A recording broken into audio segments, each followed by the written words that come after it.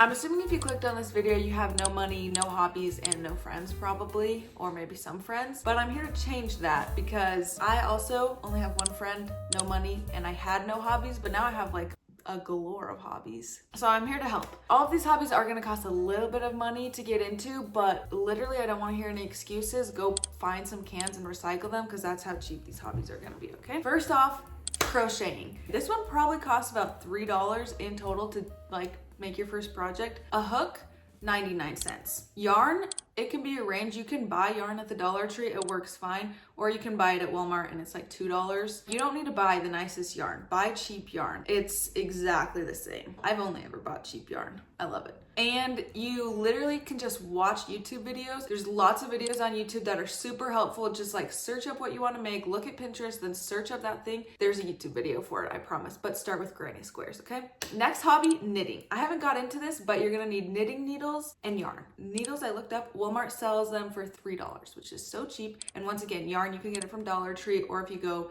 and get it at Walmart or something, it's like $2. So in total, $5. And once again, there's tons of YouTube tutorials. I've dabbled in the tutorials for knitting, but they're there and they're good. Third hobby, embroidery. You're gonna need a hoop, some embroidery floss, and a canvas and a needle. All of these, I looked at the prices on Walmart because that's where I shop and Walmart's cheap. That's where I'm basing my prices from. A hoop costs $2. Floss, 66 cents per thing. So you can start with just like two. Canvas, $2. In total, $5. Next hobby, painting. You can literally get a like sketchbook and paint from Dollar Tree. So in total that would be $2. But even Walmart has a lot nicer paint for like under $1. I think it's like 98 cents, but it's like way nicer than Dollar Tree. So I recommend if you're painting, I think watercolors are fine from Dollar Tree, but if you're getting like actual like acrylic paint, get it from Walmart because it's way nicer than Dollar Tree's acrylic paint. So literally, if you're really on a budget, that one's only $2. Crazy. Next, clay. I bought some oven baked clay. It's like a little thing like this big. It was $5, I think. And I've made so much stuff from it. Like I've made magnets, basically magnets, but I made a crap ton of magnets and I still have like half of it left. So I could easily make like a jewelry dish with it too and stuff. And that was $5, and literally that's all you need is just the clay and an oven, I guess. If you're homeless, then that one would be hard. Next hobby, this one is slept on, reading.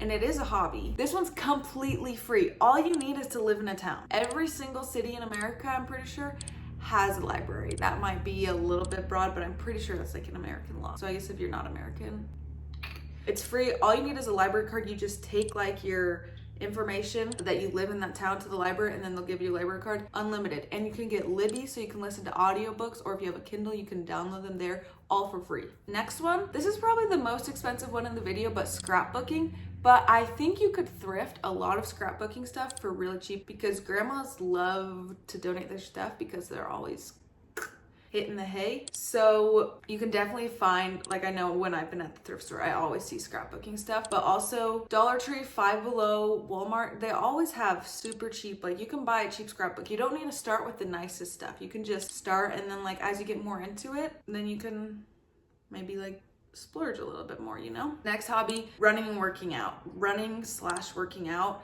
I know this is kind of a boring one, but it is something that makes you more interesting as a person. So when somebody asks like, what's your hobby? It's like, oh, I like to run. That way you actually have something to talk about, not like, oh, I like to scroll on my phone. That makes you the most boring person on the planet. And this one's super cheap. Literally all you need is shoes. Every single person in the world has shoes. And like you can just put on a workout video on your TV, go on a run around the block like free, and it's super healthy and good for you. All hobbies are healthy and good for you. Next hobby, baking and cooking. Baking is obviously a lot more cheaper than cooking because baking, you just need like flour and sugar, and that goes like a lot longer than cooking. You have to always be buying stuff. And this one's so fun, just like always be looking up new recipes and trying new things and like perfecting it. There's a lot you can do there. And like flour and sugar, that's like $5 in total, and that'll last you like 6 months maybe if you buy it big enough amount. Cooking is also good.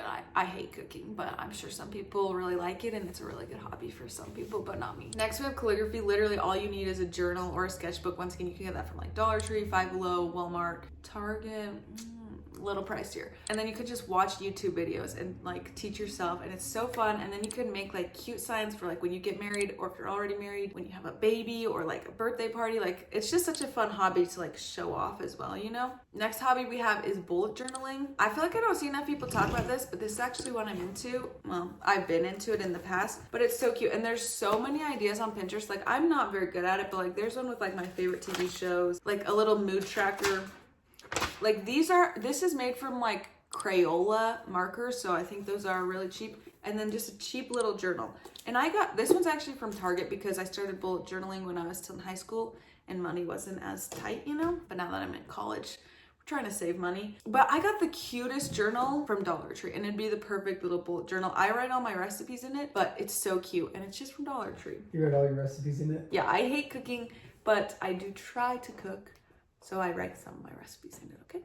Is that better for you? Next one, I just recently saw a TikTok of this, but junk journaling, I've never even heard of it, but this is the absolute perfect poor person hobby, because literally all you need is a journal. And then like say you go to Walmart, you like take home the receipt, you take home like the Walmart plastic bag, you like cut up and you literally just like glue it in, and it's like, it's so cheap and easy. I don't know, I thought it was cute, and it's perfect if you're poor, or if you're just not wanting to spend money on like an expensive craft on an expensive hobby that you're gonna give up in like a month. Next hobby, yoga or stretching. If you have YouTube, then this is when you can get into, because the amount of yoga videos on YouTube is unreal. But this one would also be a cool one to like document your progress. I know this girl I went to middle school with, she had like a yoga Instagram account, and it was actually really cool. She'd post pictures of her like doing yoga in Disneyland.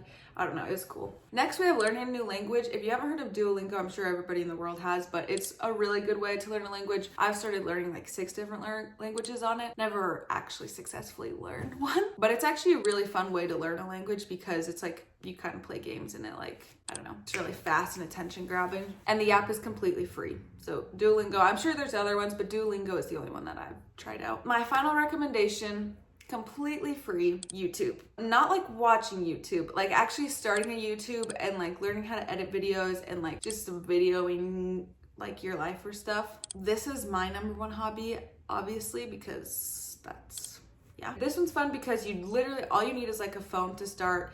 And it's fun to think of like cool video ideas or fun video ideas. I feel like it honestly is kind of like a social thing. So if you're more of a person that like wants to have friends, I feel like talking to a camera is kind of like a social outlet for me. I kind of feel like I'm just like talking to a friend, you know, even though I'm really just talking to myself in reality, but I'm actually talking to you guys. So it's fun.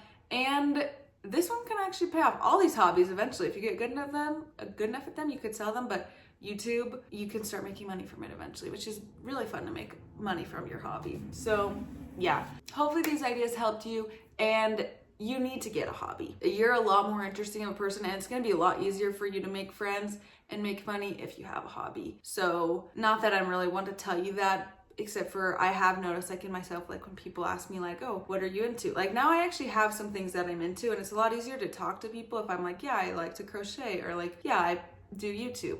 You know?